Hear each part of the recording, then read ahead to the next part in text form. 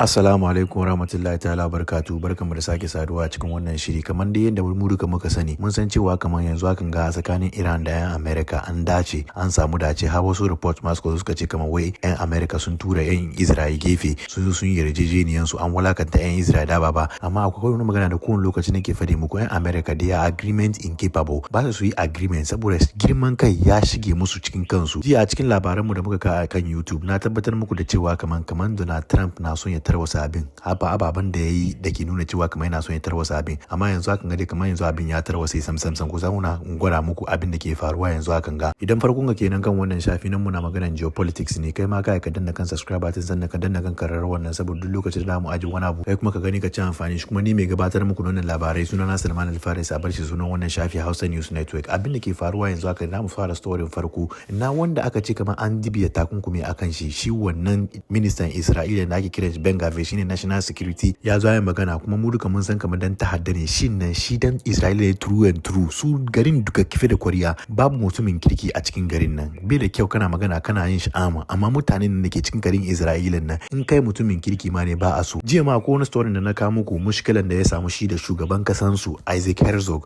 don shi wanga Ben Gavir dan ta'adda ne sosai to me ya fadi a cikin posting shi in ji Ben Gavir wo ba daidai bane a doke shi kamar normal abinda yan Hezbollah ke aikata wannan wani ba yan Hezbollah ke aikatawa in ji suna normalize drones da suke amfani da shi nan kuma ta ina turo muku wannan videos drones nan cikin WhatsApp group mun nan wani drones ne FPV drones yan Russia suka kwashe suka ba su wannan drones nan baka ka detect saboda da fiber optics aka yi wannan drone nan baka detect da wannan yan Hezbollah ke yakin nan yanzu hakan ga kuna ji kaman babu yakin nan amma yan Hezbollah na kashe su sosai suna bata kayan yakin sosai suna bata radars su suna bata komin su don shi yanzu aka shi zo yi fushi yake cewa kaman hobi a normalize wannan arakan da suke yin nan saboda shi ji shi lokaci ya kai Netanyahu ya buga tebul Donald Trump ya ce mai kamar kai bamu yadda da mu koma yaki da da mun so mu yaki da su ya kamata mu yanke electricity su mu yanke ruwan su mu nuna musu kamar mu ne mu koma cikin yakin nan sosai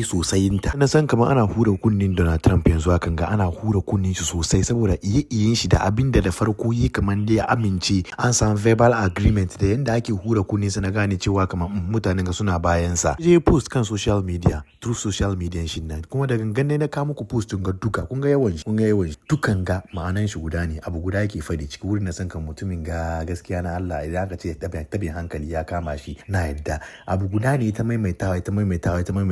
duka maganar da yake fadi ne kasashen Larabawan nan lokacin da yake waya da su ya fadi musu cewa kamar in dai ya kawo karshen wanga yaki tsakanin yan Iran da yan Isra'ila ga in dai shi ya kawo karshen wannan yakin nan to shi dai ya kamata su kuma su yadda su amince kamar sun join Abraham Accords na tun explain muku wani abu ne Abraham Accords duka shi ne ka amince cewa kamar yan Israel na da right cikin Middle East nan amma ba zallan amincewa bane amincewa da Abraham Accords ma'ana kamar ka amince Palestine ba state bane akwai wasu kasashen da suka tun amince dama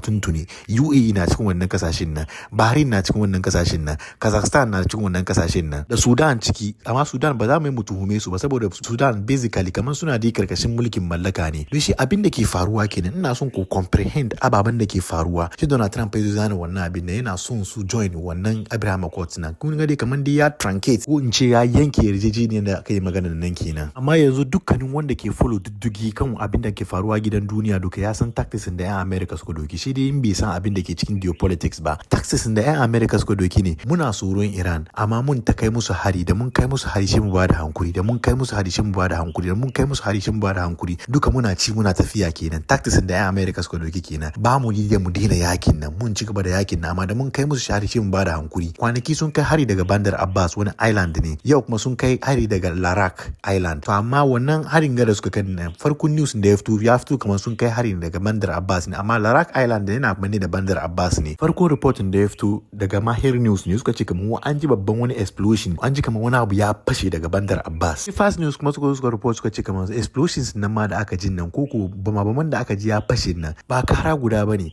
kararraki suka ji, sun ji kararraki ne ba kara guda ba. Shi Tasnim News kuma suka kama cewa kamar wai kara guda uku aka ji daga Bandar Abbas, wato explosions nan guda uku ne daga Bandar Abbas. Gidan jaridan da ake kiransu SNN ko Noor News su ma sun report cewa kamar wai yanzu hakan ga kusa da Larak Island kuma an fasa butun Iran guda. Sakamakon wannan fasa butun nan sojojin Iran guda sun mutu jiya da daddare kenan. Kuma fighter jet ya kai wannan harin nan. Mu duka mun san kamar mutane ga kuna son ku yi yakin nan kenan, amma yanzu ga da Iran sun bude kun ce kamar akwai ceasefire, ai ba wannan kun je kun solve wani abu ne. Na kawo muku maganganun da za su fadi kafin ma Iran su zo su yi magana. Amma bayan dogon post da Donald Trump ya yi da yake takura ma shugabannin kasashen Larabawa su amince da wannan Abraham Accords nan, shi kuma zo yi wannan post. Cikin wannan post me yake fadi? Wai uranium enrichment in Iran nan 460 kg of uranium enrichment ko kuwa nuclear dust, nace mutumin ga bai san abin da yake ciki ba, saboda uranium enrichment nan shi sa into bracket shi nuclear dust. Nuclear dust nan daban ne da uranium enrichment. Nuclear dust ne lokacin da kace ka kai musu hari ka babbasa wannan uranium enrichment nan, inda ya je zubun nan wannan ba enrichment bane, wannan dust ne. Bai kamata ka sa su cikin bracket ba, to amma Donald Trump shi soko ne bai ma san abin da yake fadi ba. Amma mu ci gaba da maganar da yake fadi. Wannan uranium enrichment nan ai maza a ba yan United States of America su komo da shi gida daga United States of America. Wai kuma idan yan Iran ba za su yadda ba, da su yan Iran da yan American su hada hankulansu da Atomic Energy Commission su hada hankulansu su je su bata shi. Dan ya ja nemi neutral grounds a bata shi, amma bai yi a bar ma yan Iran wannan uranium enrichment nan. Yarjejeniya ya warware ku saboda da an ce kamar ya amince da wanga ababen ga abinda ya amince da man nan sai a sa hannu akai. Shi yanzu a zo a yi maganan wannan uranium enrichment nan, kai baka je ka sa hannu akai ba, ka zo kana bada umurnin abinda yan Iran da su yi. Kenan wani agreement ka signing ga? Kenan agreement da kace kaman ka da shi nan ka tashi kan wannan kenan. America they are just agreement incapable, they cannot solve. Ba su samu dacewa da kowa ne. Ni abinda na gani kenan, kuma abinda muka karanta nan haka da ne. To amma ku ji maganan da Axios kuma su suna fadi. Axios wai Donald Trump ya fara raunana ko ya fara jingide ma abinda yan Iran suke bukata kan uranium enrichment nan. Wani abu yan Iran suke bukata, Iran ba za su saki wannan uranium enrichment sun nan ba. Wai ya fara softening standing shi, inda yana softening standing shi ko ban san ni ba, ko don ya ce kamar da su yan Iran da yan America da yan Atomic Energy Commission su je su bata shi daga neutral grounds inda yan Iran suke bukata.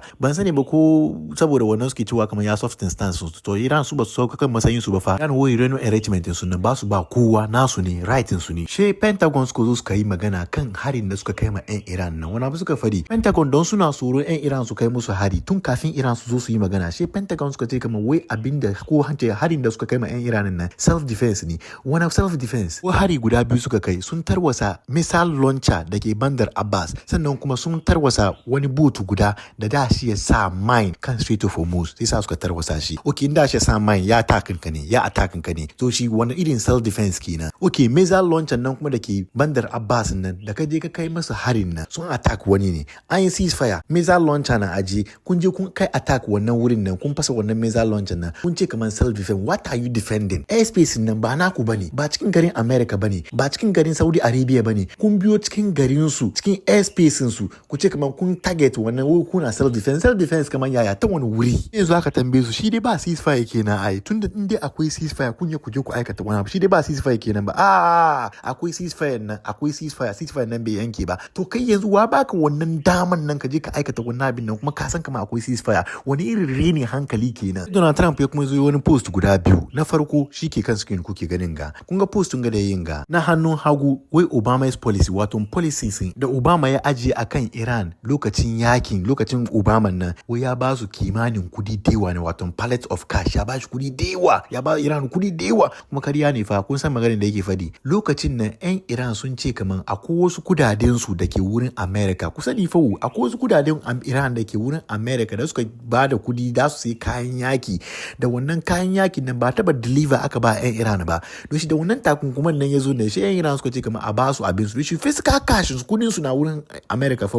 ba su ba still. Amma Obama ya yi alkawarin cewa kamar ya ba su, amma Obama bai ba su ba. To shine wannan alkawarin nan Donald Trump ya siya kai, ya fadi wannan maganan nan, ya nanata wannan maganan nan, ya maimaita wannan maganan nan, ya post wannan maganan nan, ya kara kan wannan maganan nan. Amma Obama bai ba da wannan kudin nan fa, kudin da ya kamata ya bayar bai ba da wannan kudin nan ba. Amma Donald Trump na masa mai kan wannan. Farin postin shi nan kenan, laifin Obama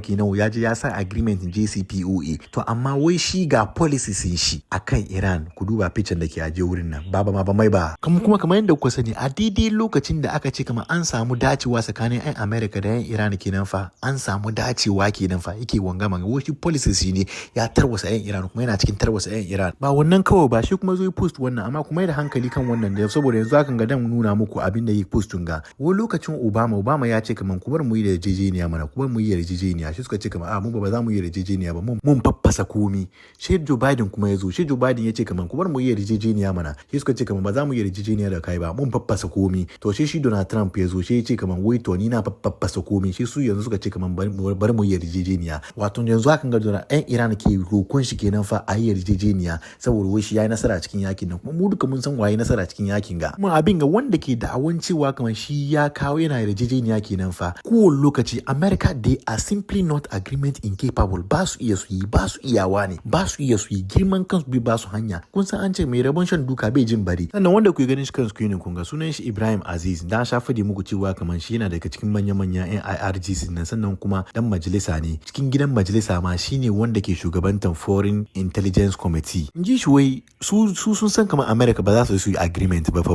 dukkanin wani agreement da za su yi da America ba wo sun yi wannan agreement don sun yarda America sun bi wannan agreement bane a'a da shi kada Donald Trump yi tunanin cewa kamar yana wufantar da hankalin su sun tun san America da agreement incapable ba su yi agreement zuciyansu da hankalin su bai iya ba su kamar lokaci ya kai su yi agreement ba su iya su yi deal don shi su sun sani dalilin da yasa su ma suna gyara kayan yakin su kenan duk ran da America da su far musu su ma sun far America sannan ko wani video su da Donald Yahu yayi shi tun 90s na taba ganin video ga na zo na kuma nemi video nan ban samu ba to amma yanzu na ga wannan video nan an biyo sa gida ne ake masa interview a cikin interview wannan ke tambayar cewa kamar ba kai surun abinda America da su ko abinda America da su fadi America suka fadi mu kaza da kaza da kaza sheme dai America ne na san dan juya su na iya juya su na iya juya su kaman kwai a lokacin da nake so duka kuma a yanda nake so duka na juya America kuma wannan saukin lamari ne na tura muku wannan video na cikin WhatsApp group nan na yi imani dan na aje muku shi kan YouTube ga sun kwace account nan na yi imani sun bani warning ko sun kwace account nan kuma maganar shi gaskiya ne abinda yan Isra'ila suke so shi America ke yi babu ruwansu da gwamnatin da ke kai abinda suke so tun lokacin Clinton har aka zo Bush kai wani Clinton tun lokacin George Bush senior kai wani lokacin George Bush senior tun lokacin Eisenhower abinda suke so shi America ke aikatawa tun wannan lokacin na abinda suke so a shi America ke aikatawa saboda shi ku kalli wannan reportin ga Axios sun zo sun report mu na cewa kamar Donald Trump ya ba yan Isra'ila green light wato ya ba su hanya ya ba su dama su kai mai Lebanon hari bayan an samu dacewa tsakanin kasashen Larabawa da Donald Trump cewa kamar an ceasefire all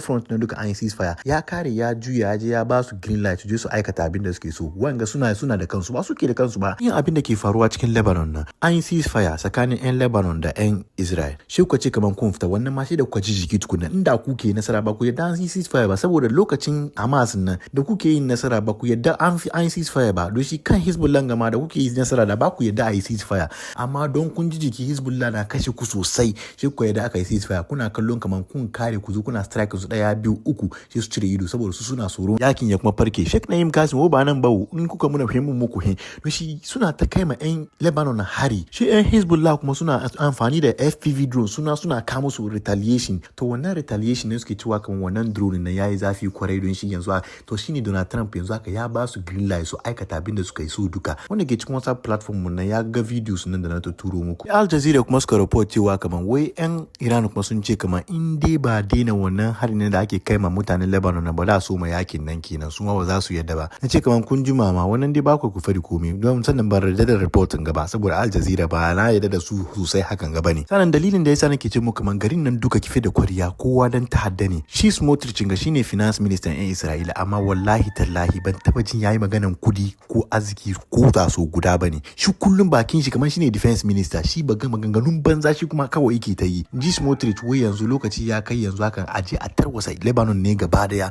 saboda drones da ke shigo musu nan ba bane za su handle bane drones nan na fadi muku maganan ga drones nan da yan Hezbollah ke kai wannan FPV drones nan ba su tare shi ci gaba da cewa kaman wai ba batun tarewa bane sometimes ya kamata ka kai hari ne har na fita hankali shi saboda makiyanka su ji surun ta ba kama wai saboda wai yanzu ya kamata su sake rusun nan sannan kuma su change equation nan in ji Smotrich sakamakon wannan hare-haren da suke kai nan sakamakon wannan hare-haren da suke kai wannan kun san mutane nawa suka mutu cikin Lebanon tsakanin shekaran jiya zuwa yau mutane guda 17 mutane 17 suka mutu na mutane 30 sun samu rauni a daidai lokacin da nake maku magana game na imani lamai sun ya karu. Sannan yanzu mu shiga Europe musamman mu shiga Russia saboda Russia sun zo sun kawo wani babban caution yanzu aka sun ajiye. Russia kamar yakin nan yanzu aka da su ɗaukaka yakin nan ne. Ku ji abin da Ministry of Foreign Affairs in Russia suka faɗi. So sakamakon harin da aka kai aka kashe yara guda 21. Russia sun ɗau sarin cewa kamar su military industrial facilities in 'yan Ukraine duka sun tafasa shi from now on. Sun ce kuma wannan hari ya target decision making centers da kuma command post a cikin Ukraine. In dai cikin Ukraine ne ba ruwansu da kai America ne ka fito Europe ne kai European Union ne kai wani tsiya da wani tsiya ne. In dai cikin kasan jurisdiction Ukraine ne sun tarwasa to amma kuma da hankali kan last pattern nan. Ji su saboda shi diplomats da suke cikin garin Ukraine. In dai kai diplomat ne kai wani staffer ne kana aiki wani embassy ne kai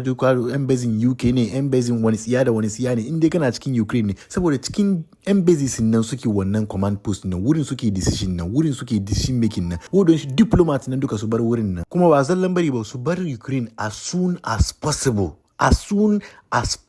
in ba kama abin da ya faru da su duka su suka so. Sannan ku duba ta'addancin da suka aikata shipin Russia guda shi suka kama wannan shipin nan daga Belgium da Russia suka ba su warning shi suka saki wannan shipin nan amma ba sun saki nan ashe ba zallan sakiwa suka saki ba sun dasa mai bomb ciki da shi tuna sun da yazo ya shigo cikin territory Russia ko idan yazo ya kai Russia yazo ya saya inda zai saya ya samu kaman kwana biyu ana nana nan shi fashe wannan bai bar a kama su da laifi ku duba wanga tankan ga kun ga kaman ga wani abu ne kai bomb da suka sa masa kenan FSB sun gane wannan bombin nan kuma sun fitar. Sannan iska na wahar da mai kayan kara kun ga wanda ke kan screening kun ga shi dai jawo ma kanshi ku da ba ku da matsala da 'yan Russia aksari ma suna daga cikin kasashen da Russia ke kallon su kamar abokan su ne. Russia na kasuwanci da su sosai suna daga cikin waɗanda Russia ke kasuwanci da su sosai. Russia na daga cikin waɗanda kasuwancin su ke taimakon economy su sosai su ne 'yan Finland nan kamar dai su da 'yan Belarus ma dai ne haka Russia suka doke su to amma su ba su irin yaren 'yan Russia na doshi su gara 'yan Belarus da su da haka so mu yakin gano gaba da suka ce kamar da su join NATO suka je suka nemo mu kansu problem suka dubiya kansu yanzu garurukan Finland da suke share border da Russia nan duka sun ce kamar economy su ya collapse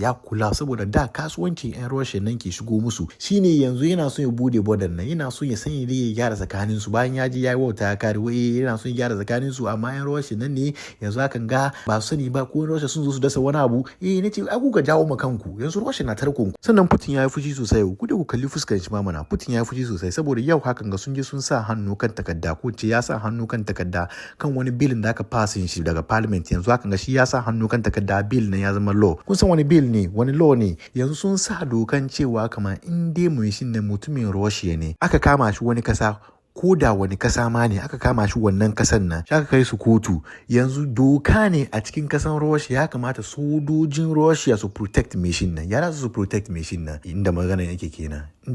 kenan yanzu sun kai ma wani kasa hari kenan ko ban sani yadda da su yi ba ban sani ko intelligence za su use ban sani ba ni yanda kuka jin ga ni ma haka na karanta a nan ka karshen shiri na zan kun ji dadin wannan shiri ku like ku share ku subscribe ku yi dukkan abin da ya kamata ku yi saboda ya je nisa sauran mutane su ma su ci amfani shi yanzu haka dan je cin sallah don shi yau program mu watakila za ta kama muku program akan WhatsApp platform ne amma ba zan ci gaba da kama muku program akan YouTube gaba har sai na ji na ci sallah na dawo ni mai gabatar muku da wannan labarai suna na Salman Al-Faris a bar shi sunan wannan shafi Hausa News Network ma sannan kuma barka da sallah.